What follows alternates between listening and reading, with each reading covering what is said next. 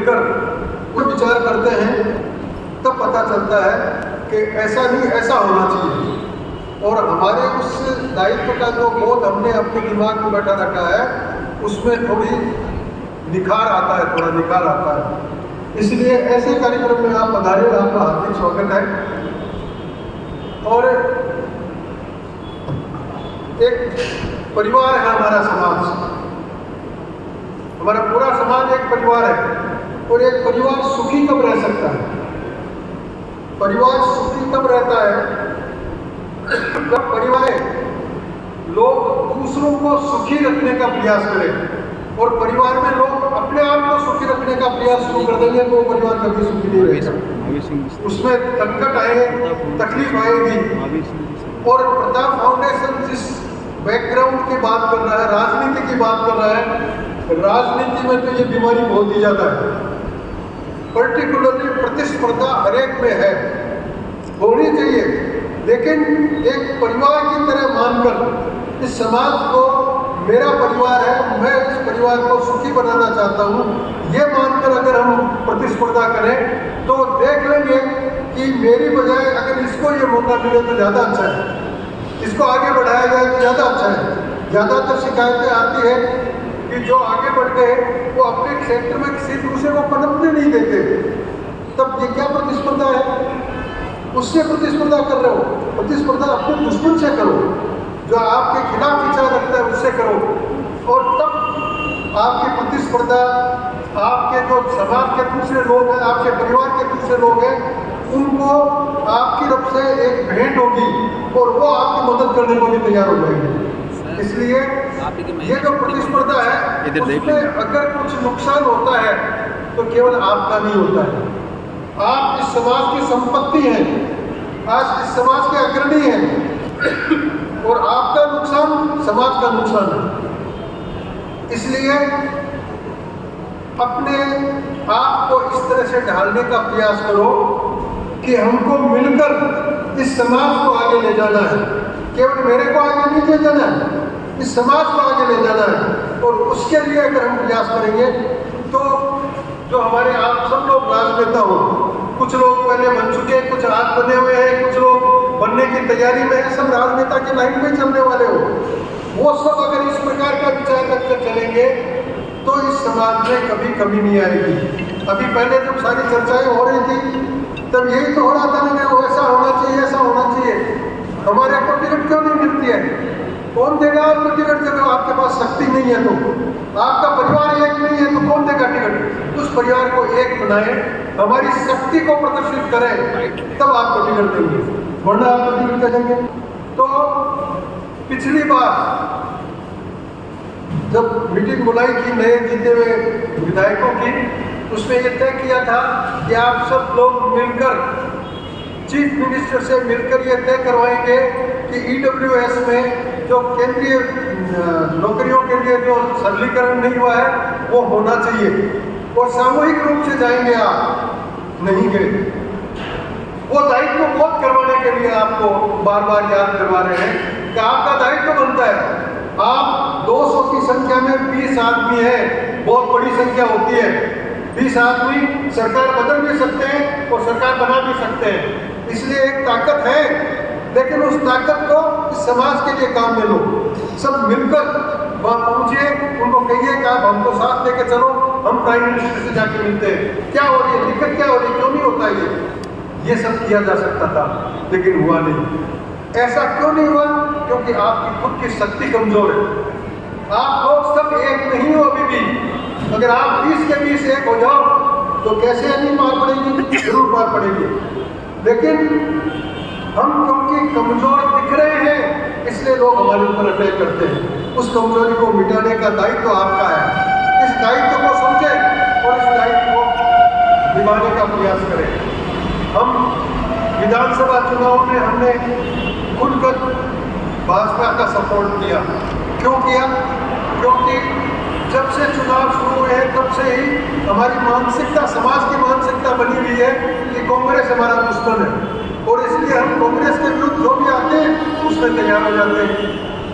और इस कारण से हमने वोट भी दिया, अब तक देते आ रहे थे, अब के भी दिया। लेकिन पूछ हुई क्या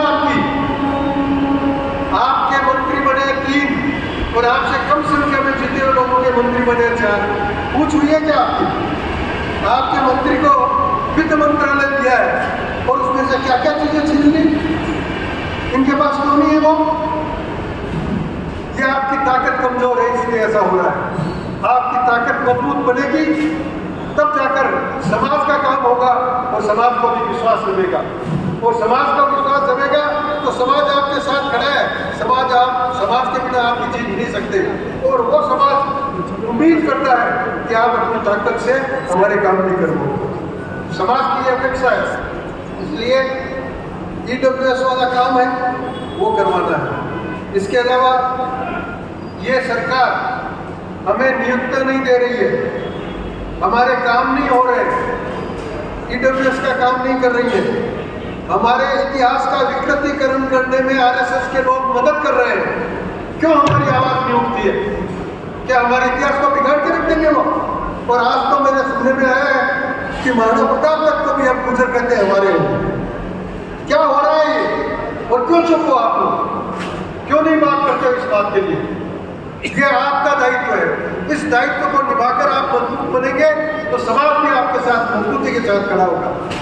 और जहाँ तक सवाल ये है कि ये करेंगे ऐसा नहीं करते रहे, पहल कीजिए, और आप पहल करेंगे तो दूसरे भी आपके साथ देने को तैयार हो जाएंगे। और ऐसा नहीं है कि राजपूत को, हम जानते हैं कि आज कुछ जातियाँ ऐसी है जो राजपूत को पीछे रखने के लिए पूरा प्रयास कर रही है, लेकिन हमारे पूर्वजों का जो चरित्र है उसके कारण स्वतः ही गाँव में रहने वाली जो जातियाँ हैं, मूल ओबीसी है, शेड्यूल्ड कास्ट है, वो धीरे धीरे अपने से दूर हटती जा रही है, जबकि पहले दूर नहीं थी। क्यों हटती जा रही है? उनको बहकाने वाले तो खूब है, लेकिन हम अपनी तरफ से कोई ऐसी पहल नहीं कर रहे जिससे हमारे नजदीक आ सके।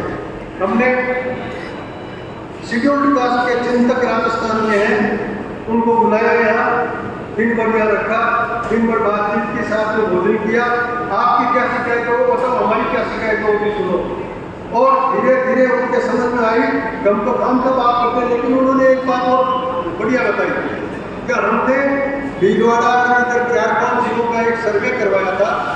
उस सर्वे में राजपूत जाति का एससी के खिलाफ केवल 8% अपराध है, जबकि बाकी सारा का सारा ओबीसी का है।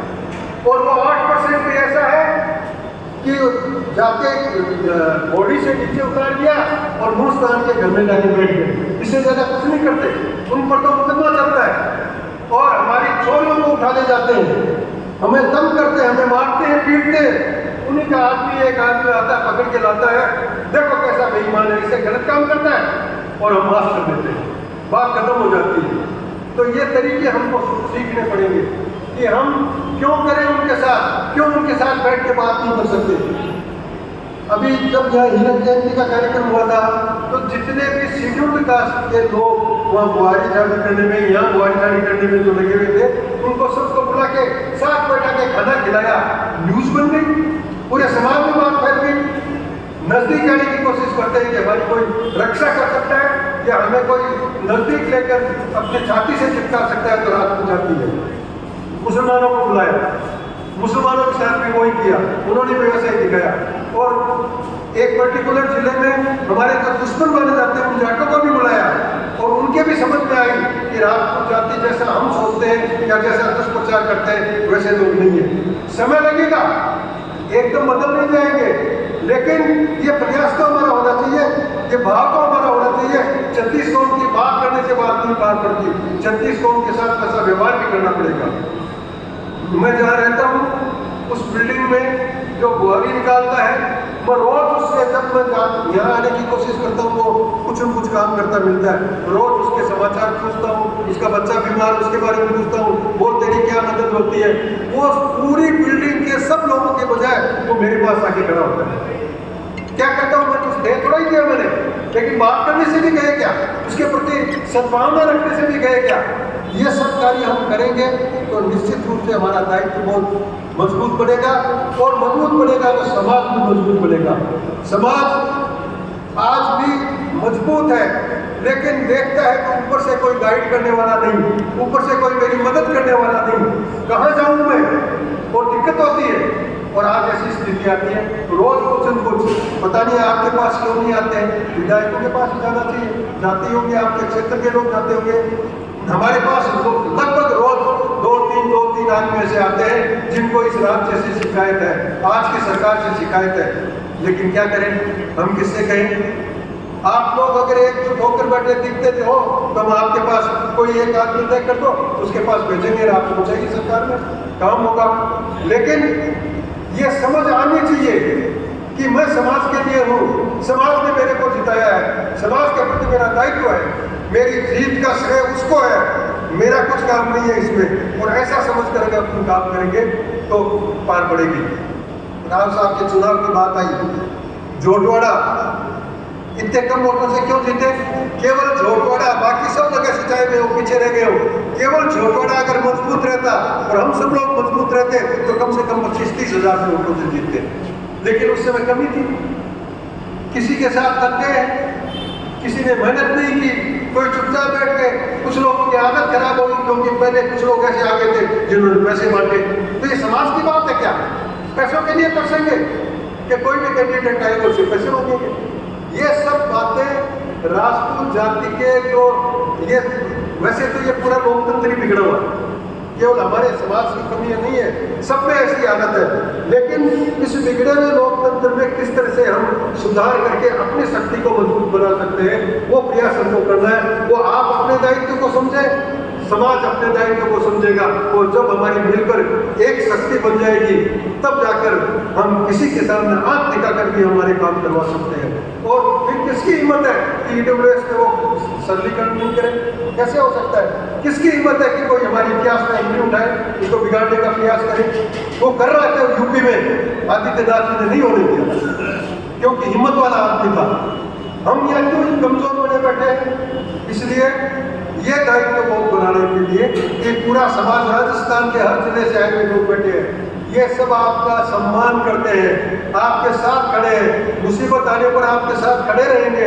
लेकिन आप सब एक होकर एक शक्ति बनो ताकि इस समाज के लिए बहुत जो हमारे आज काम नहीं हो रहे वो काम हो। नियुक्तियां बिल्कुल होती नहीं, अभी जो ये वकीलों की, डॉक्टर्स की और सब जो हो रहा है इसमें कुछ नहीं हो रहा है। डॉक्टर में क्योंकि चिकित्सा मंत्री हमारे हैं, वहाँ एक काम होता है, बाकी कहीं काम नहीं होता है। या दिया जी के यहाँ कोई काम होता है, उनके वहाँ पहुँचा देते हैं, वो काम होता है। तो क्यों आप सब लोग मिलकर अगर मेहनत करोगे, तो शक्ति दिखाओगे, तो वो विधायक भी बढ़ जाएंगी।